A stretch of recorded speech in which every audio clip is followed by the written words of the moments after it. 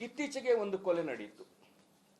ಆ ಕೊಲೆ ನಡೆದಿದ್ದನ್ನ, ಸುಭಾಷ್ ಶೆಟ್ಟಿ ಅವರ ಕೊಲೆಯನ್ನ ನಾವು ಪಕ್ಷದಿಂದಲೂ ವೈಯಕ್ತಿಕವಾಗಿಯೂ ಅದನ್ನ ಖಂಡಿಸ್ತೀವಿ. ಆ ಕೊಲೆ ಆಗಲೇಬಾರದು.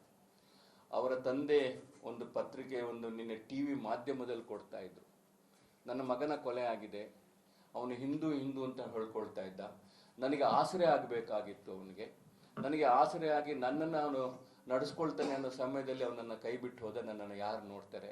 4 ದಿವಸಕ್ಕೆ ಅವರು ಇವರು ಬಂದು ಹೋಗ್ತಾರೆ, 5ನೇ ದಿವಸ ನಮ್ಮನ್ನು ನೋಡ್ಕೊಳ್ಳೋರು ಯಾರೂ ಇಲ್ಲ. ನನ್ನ ಮಾತನ್ನು ಅನ್ಬೇಕಾದ್ರೆ ನಮಗೆಲ್ಲ ಒಂದು ಕರುಳು ಚುರುಕಾಯಿತು, ಹೌದಲ್ಲ ಇದು ಸತ್ಯ ಅಲ್ಲ, ಈ ರೀತಿ ಆಗಬಾರ್ದು ಅನ್ನೋ ಭಾವನೆ ನಮಗಿತ್ತು. ಆದರೆ ಆ ಸುಭಾಷ್ ಶೆಟ್ಟಿಯ ಕೊಲೆಯನ್ನ ಒಂದು ರಾಜಕೀಯದ ದುರುದ್ದೇಶಕ್ಕೆ ಯಾವ ರೀತಿ ಇವರು ಬಳಸ್ಕೊಳ್ತಾ ಇದ್ದಾರೆ ಅನ್ನೋದನ್ನ ನಾನು ನೆನಪು ಮಾಡ್ಲಿಕ್ಕೆ ನನಗೆ ಬಯಸ್ತಾ ಇದ್ದೀನಿ. ನೀವು ಕೊಲೆ ಆಗದನ್ನೇ ನೀವು ಕಾಯ್ತಾ ಇರ್ತೀರಾ?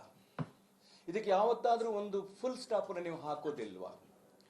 ಆ ಕೊಲೆ ಆದಂತ ವ್ಯಕ್ತಿಯ ಹಿನ್ನೆಲೆಯನ್ನಾದ್ರೂ ನೋಡ್ಬೇಕಲ್ವಾ? ನಾವೊಂದು ವೈಭೀಕರಣವನ್ನು ಮಾಡುವಂತ ಸಂದರ್ಭದಲ್ಲಿ ಅದರ ಹಿಂದೆ ಏನಿದೆ, ಹೇಗಾಗಿದೆ ಅನ್ನೋದು ನೋಡ್ಬೇಕಲ್ವಾ? ಕೊಲೆ ಆಗಿದ್ರೆ ಖಂಡಿತವಾಗಿಯೂ ನಾವು ಖಂಡಿಸ್ತಾ ಇದ್ದೀವಿ, ನೀವು ಖಂಡಿಸಿ, ಅದು ನಿಷ್ಪಕ್ಷಪಾತ ತನಿಖೆ ಆಗಲಿ. ಅದಕ್ಕೆ ನೀವು ಅದನ್ನು ಬೇಕಾದ್ರೆ ಎಲ್ಲಿ ಸೆಂಟ್ರಲ್ ಗೌರ್ಮೆಂಟಿಗೆ ಕೇಳ್ತಿರೋ, ಯಾರಿಗೆ ಕೇಳ್ತಿರೋ ಕೇಳಿ, ನಾವೇನು ಇಲ್ಲ ಅನ್ನೋದಿಲ್ಲ. ಈಗ ಪರೇಶ್ ಮೇಸ್ತನ ಕೊಲೆಯನ್ನ ಸೆಂಟ್ರಲ್ CBI ಕೊಡಬೇಕಂತ ಕೊಟ್ಟಿದ್ದಾರೆ, NIA ಕೊಡಬೇಕು, ಕೊಟ್ಟಿದ್ದೀವಿ. ಇದು ನಿಮಗೆ ಸಮಾಧಾನ ಇಲ್ಲ, ಇನ್ನೂ ಕೊಡೋಣ, ಎಲ್ಲಿ ಬೇಕಾದ್ರೂ ಕೊಡೋಣ, ಅದಕ್ಕೆ ತಯಾರಿದ್ದೀವಿ. ಆದರೆ ಅದನ್ನ ಬಿಟ್ಟು ನೀವು ಆ ಹಿನ್ನೆಲೆಯನ್ನು ಯಾವ ರೀತಿ ನೋಡ್ತಾ ಇದ್ದೀರಾ? ಯಾವುದೋ ಒಂದು ಕೋಮು ಗಲಭೆಗಳಲ್ಲಿ ಗಲಾಟೆ ಆಯಿತು, ಅವರು ಜೈಲಿಗೆ ಹೋಗಿ ಬಂದ್ರು ಅಂತ ಹೇಳಿದ್ರೆ ಅವರ ಮೆರವಣಿಗೆ ಏನು ಮಾಡ್ತೀರಾ? ಅವರಿಗೆ ಆಹಾರ ತುರಾಯಿಗಳನ್ನ ನೀವು ಹಾಕೊಂಡು ಬರ್ತೀರಾ? ಏನು ಇಂಡೈರೆಕ್ಟ್ ಆಗಿ ನೀವು ಅದನ್ನ ಪ್ರಚೋದನೆ ಏನು ಮಾಡೋದು? ಅವ್ರನ್ನ ಯಾವುದೇ ಗುಂಪು ಗಲಭೆಗಳಾಯಿತು, ಕೊಲೆಗಳಾಯಿತು, ಯಾರೇ ಮಾಡಿದಾಗ ಅದನ್ನ ಖಂಡನೆಯನ್ನು ಮಾಡೋದು ಬಿಟ್ಬಿಟ್ಟು ಅದಕ್ಕೆ ಸಹಕಾರವನ್ನು ಕೊಟ್ಟು ಈ ರಾಜ್ಯದ ಒಂದು ಕಾನೂನು ವ್ಯವಸ್ಥೆನ ಯಾವ ಕಡೆ ತೆಗೆದುಕೊಂಡು ಹೋಗ್ಬೇಕು ಅಂತ ಇದ್ದೀರಾ? ಇವತ್ತು ಸುಭಾಷ್ ಶೆಟ್ಟಿಯ ಹಿನ್ನೆಲೆಯನ್ನು ನಾವು ನೋಡ್ತಾ ಇರಬೇಕಾದ್ರೆ ಸುಮಾರು 5 ಕೇಸ್ಗಳು, 5 ಪ್ರಕರಣಗಳು ಅವ್ರ ಮೇಲೆ ದಾಖಲಾಗಿದೆ.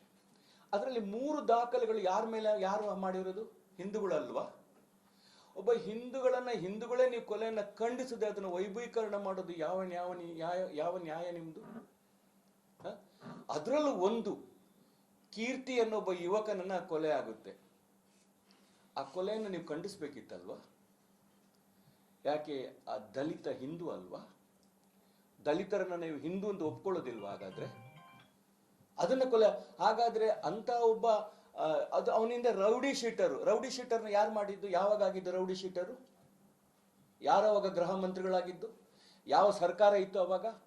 ಇವತ್ತೇನು ವೈಭೀಕರಣ ಮಾಡ್ತಾ ಇದ್ದಾರಲ್ಲ ಶಾಸಕರಾದಂಥ ಹರೀಶ್ ಪೂಂಜರ್ ಅವರು, ಅವತ್ತ್ಯಾಕೆ ಅವರನಿಗೆ ತುಟಿ ಬಿಸಲಿಲ್ಲ? ನಿಮ್ಮ ಹಿಂದೂ ನಾಯಕ ಅಂತೇಳಿ ಇವತ್ತೇನು ಪ್ರಪಗಾಂಡ ಮಾಡ್ತಾ ಇದ್ದೀರಲ್ಲ, ಅವತ್ತ್ಯಾಕೆ ನಿಮಗೆ ಇದನ್ನು ವಿಧಾನಸಭೆಯಲ್ಲಿ ಎತ್ತಲಿಕ್ಕಾಗ್ಲಿ? ನಿಮಗೆ ಹಿಂದೂ ನಾಯಕನ ಮೇಲೆ ರೌಡಿ ಶೀಟರ್ನ ಹಾಕ್ಲಿಕ್ಕೆ ಯಾಕೆ ಬಿಟ್ರಿ ನೀವು? ಇವತ್ತು ಕಳೆದ 4-5 ವರ್ಷಗಳಿಂದ ರೌಡಿ ಶೀಟರ್ನ ಹಿನ್ನೆಲೆಯನ್ನು ಹೊಂದಿರೋನ್ಗೆ ನೀವು ಹಿಂದೂ ನಾಯಕತ್ವದ ಪಟ್ಟವನ್ನು ಏನು ಕಟ್ತಾ ಇದ್ದೀರಾ ನೀವು? ಏನು ದುರುದ್ದೇಶ ಇದೆ ನಿಮ್ದು? ರಾಜಕೀಯ ಅಸ್ಥಿರತೆಯನ್ನು ಗೊಳಿಸಬೇಕು, ಸರ್ಕಾರದ ಅಸ್ಥಿರತೆಯನ್ನು ಗೊಳಿಸಬೇಕು ಅನ್ನೋದು ಬಿಟ್ಟು ಬೇರೆ ಏನಿದೆ ನಿಮ್ಮಲ್ಲಿ? ನೀವು ಅವತ್ತು ಬಾಯಿ ಬಿಚ್ಚಬೇಕಾಗಿತ್ತು ವಿಧಾನಸಭೆಯಲ್ಲಿ. ಅದು ನೀವು ಹೇಳಬೇಕಾಗಿತ್ತು, ಹಿಂದೂ ನಾಯಕನ ಬಗ್ಗೆ ನೀವು ಯಾಕೆ ರೌಡಿ ಶೀಟರ್ ಹಾಕ್ತಾ ಇದ್ದೀರಾ ಅಂತ ಹೇಳಿದ. ನಿಮ್ಮದೇ ಸರ್ಕಾರ ಹಾಕಿರುವಂಥದ್ದು, ನಿಮ್ಮದೇ ಮುಖ್ಯಮಂತ್ರಿಗಳಿದ್ರು, ನಿಮ್ಮದೇ ಗೃಹ ಮಂತ್ರಿಗಳಿದ್ರು, ಅವಾಗ ನೀವು ತುಟಿ ಬಿಚ್ಚಿಲ್ಲ. ಇವತ್ತು ವೈಭೀಕರಣ ಮಾಡ್ತಾ ಇದ್ದೀರಲ್ಲ, ಈ ರೀತಿಯ ಒಂದು ಕೆಟ್ಟ ಕೀಳು ಮಟ್ಟದ ರಾಜಕಾರಣಕ್ಕೆ ತಾವುಗಳು ಬರಬಾರ್ದು ಅನ್ನೋದನ್ನ ಹೇಳಲಿಕ್ಕೆ ನೆನಪು ಮಾಡ್ತಾ ಇದ್ದೀನಿ. ಇನ್ನೊಬ್ರು ಶಾಸಕರು, ಬಹಳ ಬೇಸರ ಅಂತ ಹೇಳಿದ್ರೆ, ನಾವೆಲ್ಲ ರಾಜಕಾರಣಕ್ಕೆ ಬಂದಾಗ ಶಾಸಕರು, ಸಂಸದರು ಅಂತ ಹೇಳಿದ್ರೆ ಅದಕ್ಕೆ ತನ್ನದೇ ಆದಂತ ಒಂದು ಗೌರವವನ್ನು ನಾವು ನೋಡ್ತಾ ಇದ್ವಿ. ಯಾಕೆ ಅಂತ ಹೇಳಿದ್ರೆ ಇವರೆಲ್ಲ ಚುನಾಯಿತ ಪ್ರತಿನಿಧಿಗಳು. ಈ ನಮ್ಮ ರಾಜ್ಯದಲ್ಲಿ ಸುಮಾರು 1 ಲಕ್ಷ ಜನ ಚುನಾಯಿತ ಪ್ರತಿನಿಧಿಗಳಿದ್ದಾರೆ. ಒಂದು 28 ಜನ ನಮ್ಮ ಸಂಸದರಿದ್ದಾರೆ, ಇನ್ನೊಂದು 75 ಜನ ನಾವು ವಿಧಾನ ಪರಿಷತ್ತು, 224 ಜನ ನಾವು ವಿಧಾನಸಭೆಯಿಂದ, ಒಂದು 300 ಜನ, ಸುಮಾರು ಒಂದು 10,000 ಜನ ಜಿಲ್ಲಾ ಪಂಚಾಯತಿನ ಸದಸ್ಯರು, ತಾಲೂಕ್ ಪಂಚಾಯತಿನ ಸದಸ್ಯರು, 90,000 ಜನ ಗ್ರಾಮ ಪಂಚಾಯತಿ ಸದಸ್ಯರಿದ್ದಾರೆ. ಅಂತ ಹೇಳಿದ್ರೆ ಸುಮಾರು ಒಂದು 7 ಕೋಟಿ ಜನರಲ್ಲಿ 1 ಲಕ್ಷ ಜನರಿಗೆ ನಮಗೆ ನಮ್ಮ ಸಂವಿಧಾನವಾದಂತ ಒಂದು ಹಕ್ಕನ್ನ, ರಕ್ಷಣೆಯನ್ನು ನಮಗೆ ಕೊಟ್ಟಿದ್ದಾರೆ. ಆ ಘನತೆಯನ್ನು ನಾವು ಇವತ್ತು ಉಳಿಸ್ಕೊಳ್ತಾ ಇದ್ದೀವಿ ಅನ್ನೋದೊಂದು ದೊಡ್ಡ ಪ್ರಶ್ನೆಯಾಗಿ ಉಳಿದಿದೆ. ಒಬ್ಬರು ಶಾಸಕರು ಹೇಳ್ತಾರೆ, ಇವರು ಡಾಕ್ಟರ್ ಪರಮೇಶ್ವರ್ ಮೇಲೆ ಕೇಸ್ ಇಲ್ವಾ? DK ಶಿವಕುಮಾರ್ ಅವರ ಕೇಸ್ ಇಲ್ವಾ? ಅವ್ರಿಗೆ ರೌಡಿ ಅಂತ ಹೇಳಲಿಕ್ಕೆ ಏನ್ ಅರ್ಥ ಆಗ್ತದೆ? ಇವತ್ತು ನಾವು ಒಂದು ವೆಹಿಕಲ್ ಅಲ್ಲಿ ಹೋಗ್ಬೇಕಾದ್ರೆ ಕಾರ್ ನಿಲ್ಸಿದ್ರು ನಮ್ಮ ಮೇಲೆ ಕೇಸ್ ಹಾಕಬಹುದು. ಕೇಸ್ ಬೇರೆ, ರೌಡಿ ಶೀಟರ್ ಬೇರೆ, ಗುಂಡಾ ಆಕ್ಟ್ ಬೇರೆ. ಇದರ ವ್ಯತ್ಯಾಸವು ನಿಮಗೆ ಗೊತ್ತಿಲ್ವಾ? ಅಂತಂದ್ರೆ ಅವ್ರನ್ನ ರೌಡಿ ಕರಿಬಹುದಂತ ಒಂದು ಒಬ್ಬ ಶಾಸಕರು ಈ ಮಟ್ಟಕ್ಕೆ ಹೇಳ್ತಾರೆ ಅಂತ ಹೇಳಿದ್ರೆ ಇವಾಗ ಸ್ವಲ್ಪವೂ ಒಂದು ಏನು ಈ ನಮ್ಮ ಕಾನೂನಿನಂತ ಅರಿವು ಇಲ್ವಾ ಅಂತ ನನಗೆ ಅನಿಸ್ತಾ ಇದೆ ಅಪ್ಪ. ಇದು ಏನಾಗುತ್ತೆ ಅಂತೇಳಿ ನಮ್ಮನ್ನ ನಾವು ಕೀಳ್ಮಟ್ಟಕ್ಕೆ ತರುವಂತ ಪ್ರಯತ್ನನ ನಾವು ಮಾಡ್ತಾ ಇದ್ದೀವಿ. ಇದನ್ನೆಲ್ಲ ಅವರು ಅರ್ಥಕೊಳ್ಬೇಕು ಅನ್ನೋ ಮಾತನ್ನ ನಿಮ್ಗೆ ನಾನು ಹೇಳಲಿಕ್ಕೆ ಬಯಸ್ತಾ ಇದ್ದೀನಿ. ಇತ್ತೀಚೆಗೆ ಒಂದು ಕೊಲೆ ನಡೆಯಿತು. ಆ ಕೊಲೆ ನಡೆದಿದ್ದನ್ನ ಸುಭಾಷ್ ಶೆಟ್ಟಿ ಅವರ ಕೊಲೆಯನ್ನ ನಾವು ಪಕ್ಷದಿಂದಲೂ ವೈಯಕ್ತಿಕವಾಗಿಯೂ ಅದನ್ನ ಖಂಡಿಸ್ತೀವಿ. ಆ ಕೊಲೆ ಆಗಲೇಬಾರದು. ಅವರ ತಂದೆ ಒಂದು ಪತ್ರಿಕೆ ನಿನ್ನೆ ಟಿವಿ ಮಾಧ್ಯಮದಲ್ಲಿ ಕೊಡ್ತಾ ಇದ್ರು, ನನ್ನ ಮಗನ ಕೊಲೆ ಆಗಿದೆ, ಅವನು ಹಿಂದೂ ಅಂತ ಹೇಳ್ಕೊಳ್ತಾ ಇದ್ದ, ನನಗೆ ಆಸರೆ ಆಗಬೇಕಾಗಿತ್ತು, ನನಗೆ ಆಸರೆ ಆಗಿ ನನ್ನನ್ನು ಅವನು ನಡೆಸ್ಕೊಳ್ತಾನೆ ಅನ್ನೋ ಸಮಯದಲ್ಲಿ ಅವನನ್ನು ಕೈ ಬಿಟ್ಟು ಹೋದ, ನನ್ನನ್ನು ಯಾರು ನೋಡ್ತಾರೆ, 4 ದಿವಸಕ್ಕೆ ಅವರು ಇವರು ಬಂದು ಹೋಗ್ತಾರೆ, 5ನೇ ದಿವಸ ನಮ್ಮನ್ನು ನೋಡ್ಕೊಳ್ಳೋರು ಯಾರೂ ಇಲ್ಲ ಅನ್ನೋ ಮಾತನ್ನು ಅನ್ಬೇಕಾದ್ರೆ ನಮಗೆಲ್ಲ ಒಂದು ಕರುಳು ಚುರುಕಾಯಿತು. ಹೌದಲ್ಲ, ಇದು ಸತ್ಯ ಅಲ್ಲ, ಈ ರೀತಿ ಆಗಬಾರ್ದು ಅನ್ನೋ ಭಾವನೆ ನಮಗಿತ್ತು. ಆದರೆ ಆ ಸುಭಾಷ್ ಶೆಟ್ಟಿಯ ಕೊಲೆಯನ್ನ ಒಂದು ರಾಜಕೀಯದ ದುರುದ್ದೇಶಕ್ಕೆ ಯಾವ ರೀತಿ ಇವರು ಬಳಸ್ಕೊಳ್ತಾ ಇದ್ದಾರೆ ಅನ್ನೋದನ್ನ ನಾನು ನೆನಪು ಮಾಡ್ಲಿಕ್ಕೆ ನನಗೆ ಬಯಸ್ತಾ ಇದ್ದೀನಿ. ನೀವು ಕೊಲೆ ಆಗದನ್ನೇ ನೀವು ಕಾಯ್ತಾ ಇರ್ತೀರಾ? ಇದಕ್ಕೆ ಯಾವತ್ತಾದ್ರೂ ಒಂದು ಫುಲ್ ಸ್ಟಾಪ್ ಅನ್ನು ನೀವು ಹಾಕೋದಿಲ್ವಾ? ಆ ಕೊಲೆ ಆದಂತ ವ್ಯಕ್ತಿಯ ಹಿನ್ನೆಲೆಯನ್ನಾದ್ರೂ ನೋಡ್ಬೇಕಲ್ವಾ? ನಾವೊಂದು ವೈಭೀಕರಣವನ್ನು ಮಾಡುವಂತ ಸಂದರ್ಭದಲ್ಲಿ ಅದರ ಹಿಂದೆ ಏನಿದೆ, ಹೇಗಾಗಿದೆ ಅನ್ನೋದು ನೋಡ್ಬೇಕಲ್ವಾ? ಕೊಲೆ ಆಗಿದ್ರೆ ಖಂಡಿತವಾಗಿಯೂ ನಾವು ಖಂಡಿಸ್ತಾ ಇದ್ದೀವಿ, ನೀವು ಖಂಡಿಸಿ, ಅದು ನಿಷ್ಪಕ್ಷಪಾತ ತನಿಖೆ ಆಗಲಿ. ಅದಕ್ಕೆ ನೀವು ಅದನ್ನು ಬೇಕಾದ್ರೆ ಎಲ್ಲಿ ಸೆಂಟ್ರಲ್ ಗೌರ್ಮೆಂಟಿಗೆ ಕೇಳ್ತಿರೋ, ಯಾರಿಗೆ ಕೇಳ್ತಿರೋ ಕೇಳಿ, ನಾವೇನು ಇಲ್ಲ ಅನ್ನೋದಿಲ್ಲ. ಈಗ ಪರೇಶ್ ಮೇಸ್ತನ ಕೊಲೆಯನ್ನ ಸೆಂಟ್ರಲ್ CBI ಕೊಡಬೇಕಂತ ಕೊಟ್ಟಿದ್ದಾರೆ, NIA ಕೊಡಬೇಕು ಕೊಟ್ಟಿದ್ದೀವಿ. ಇದು ನಿಮಗೆ ಸಮಾಧಾನ ಇಲ್ಲ, ಇನ್ನೂ ಕೊಡೋಣ, ಎಲ್ಲಿ ಬೇಕಾದ್ರೂ ಕೊಡೋಣ, ಅದಕ್ಕೆ ತಯಾರಿದ್ದೀವಿ. ಆದರೆ ಅದನ್ನ ಬಿಟ್ಟು ನೀವು ಆ ಹಿನ್ನೆಲೆಯನ್ನ ಯಾವ ರೀತಿ ನೋಡ್ತಾ ಇದ್ದೀರಾ? ಯಾವುದೋ ಒಂದು ಕೋಮು ಗಲಭೆಗಳಲ್ಲಿ ಗಲಾಟೆ ಆಯಿತು, ಅವರು ಜೈಲಿಗೆ ಹೋಗಿ ಬಂದ್ರು ಅಂತ ಹೇಳಿದ್ರೆ ಅವರ ಮೆರವಣಿಗೆ ಏನು ಮಾಡ್ತೀರಾ? ಅವರಿಗೆ ಆಹಾರ ತುರಾಯಿಗಳನ್ನ ನೀವು ಹಾಕೊಂಡು ಬರ್ತೀರಾ?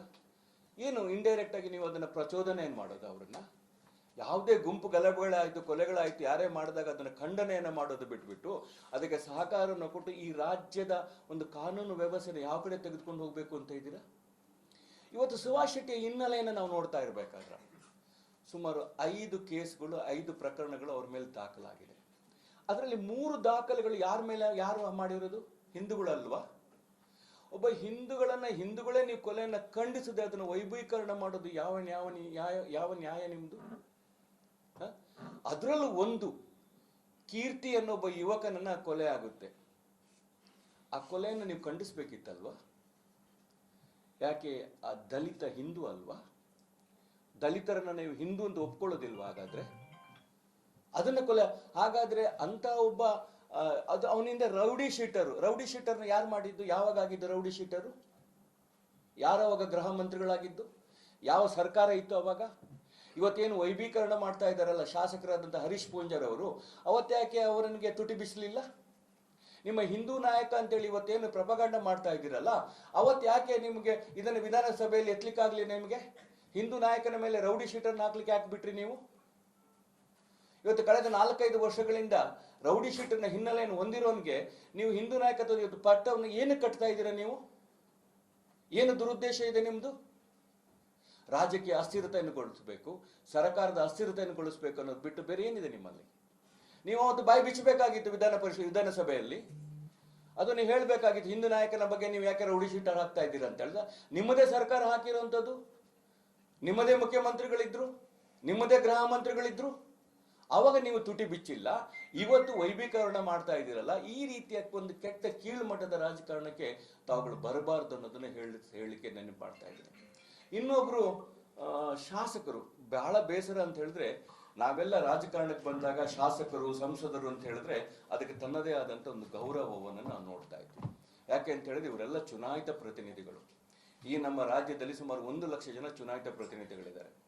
ಒಂದು 28 ಜನ ನಮ್ಮ ಸಂಸದರಿದ್ದಾರೆ. ಇನ್ನೊಂದು 75 ಜನ ನಾವು ವಿಧಾನ ಪರಿಷತ್ತು, 224 ಜನ ನಾವು ವಿಧಾನಸಭೆಯಿಂದ, ಒಂದು 300 ಜನ, ಸುಮಾರು ಒಂದು 10,000 ಜನ ಜಿಲ್ಲಾ ಪಂಚಾಯತಿನ ಸದಸ್ಯರು, ತಾಲೂಕ್ ಪಂಚಾಯತಿನ ಸದಸ್ಯರು, 90,000 ಜನ ಗ್ರಾಮ ಪಂಚಾಯತಿ ಸದಸ್ಯರಿದ್ದಾರೆ. ಅಂತ ಹೇಳಿದ್ರೆ ಸುಮಾರು ಒಂದು 7 ಕೋಟಿ ಜನರಲ್ಲಿ 1 ಲಕ್ಷ ಜನರಿಗೆ ನಮಗೆ ನಮ್ಮ ಸಂವಿಧಾನವಾದಂಥ ಒಂದು ಹಕ್ಕನ್ನ, ರಕ್ಷಣೆಯನ್ನು ನಮಗೆ ಕೊಟ್ಟಿದ್ದಾರೆ. ಆ ಘನತೆಯನ್ನು ನಾವು ಇವತ್ತು ಉಳಿಸ್ಕೊಳ್ತಾ ಇದ್ದೀವಿ ಅನ್ನೋದೊಂದು ದೊಡ್ಡ ಪ್ರಶ್ನೆಯಾಗಿ ಉಳಿದಿದೆ. ಒಬ್ಬರು ಶಾಸಕರು ಹೇಳ್ತಾರೆ, ಇವರು ಡಾಕ್ಟರ್ ಪರಮೇಶ್ವರ್ ಮೇಲೆ ಕೇಸ್ ಇಲ್ವಾ? ಡಿ ಕೆ ಶಿವಕುಮಾರ್ ಅವರ ಕೇಸ್ ಇಲ್ವಾ? ಅವ್ರಿಗೆ ರೌಡಿ ಅಂತ ಹೇಳಲಿಕ್ಕೆ ಏನು ಅರ್ಥ ಆಗ್ತದೆ? ಇವತ್ತು ನಾವು ಒಂದು ವೆಹಿಕಲ್ ಅಲ್ಲಿ ಹೋಗ್ಬೇಕಾದ್ರೆ ಕಾರ್ ನಿಲ್ಸಿದ್ರು ನಮ್ಮ ಮೇಲೆ ಕೇಸ್ ಹಾಕಬಹುದು. ಕೇಸ್ ಬೇರೆ, ರೌಡಿ ಶೀಟರ್ ಬೇರೆ, ಗುಂಡಾ ಆಕ್ಟ್ ಬೇರೆ. ಇದರ ವ್ಯತ್ಯಾಸವು ನಿಮಗೆ ಗೊತ್ತಿಲ್ವಾ? ಅಂತಂದ್ರೆ ಅವ್ರನ್ನ ರೌಡಿ ಕರಿಬಹುದಂತ ಒಬ್ಬ ಶಾಸಕರು ಈ ಮಟ್ಟಕ್ಕೆ ಹೇಳ್ತಾರೆ ಅಂತ ಹೇಳಿದ್ರೆ ಇವಾಗ ಸ್ವಲ್ಪವೂ ಒಂದು ನಮ್ಮ ಕಾನೂನಿನಂತ ಅರಿವು ಇಲ್ವಾ ಅಂತ ನನಗೆ ಅನಿಸ್ತಾ ಇದೆಯಪ್ಪ. ಇದು ಏನಾಗುತ್ತೆ ಅಂತೇಳಿ ನಮ್ಮನ್ನ ನಾವು ಕೀಳು ಮಟ್ಟಕ್ಕೆ ತರುವಂತ ಪ್ರಯತ್ನನ ನಾವು ಮಾಡ್ತಾ ಇದ್ದೀವಿ. ಇದನ್ನೆಲ್ಲ ಅವರು ಅರ್ಥಕೊಳ್ಬೇಕು ಅನ್ನೋ ಮಾತನ್ನ ನಿಮ್ಗೆ ನಾನು ಹೇಳಲಿಕ್ಕೆ ಬಯಸ್ತಾ ಇದ್ದೀನಿ.